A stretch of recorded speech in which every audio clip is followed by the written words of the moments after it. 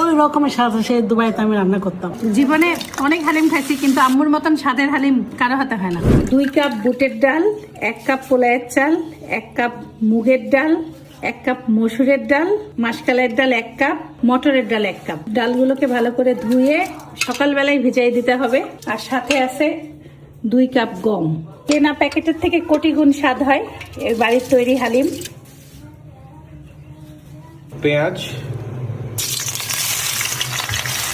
পেঁয়াজ একটু বাদামি হওয়ার পরে দারুচিনি, এলাচ, লবঙ্গ, গোলমরিচ, তেজপাতা, আদা রসুন বাটা, লবণ, মরিচের গুঁড়া, হলুদের গুঁড়া, ধনিয়ার গুঁড়া, জিরা গুঁড়া,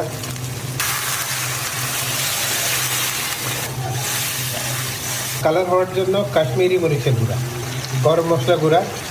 তেল উপরে চলে আসছে, মশলা কষানো শেষ। এবার দিয়ে দিতে হবে মুরগির মাংস। ভেজানো গমটাকে একটু আধো ভাঙা করে নিতে হবে। প্রেসার কুকারে একবারে আম্মু সিদ্ধ দিয়ে দিবে। এর সাথে এখন গমও দিয়ে দিতে হবে।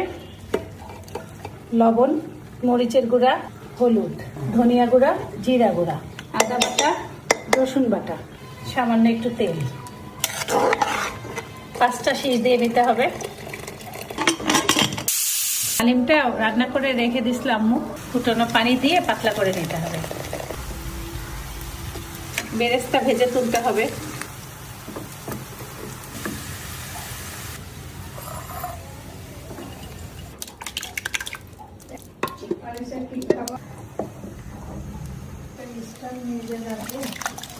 বিসমিল্লাহ।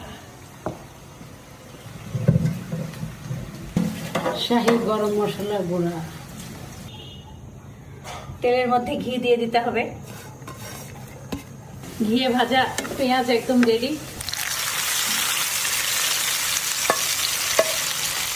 পুরোপুরি রেডি হয়ে গেল আম্মুর হাতের স্পেশাল হালিম। যা ঘ্রাণ বের হয়েছে।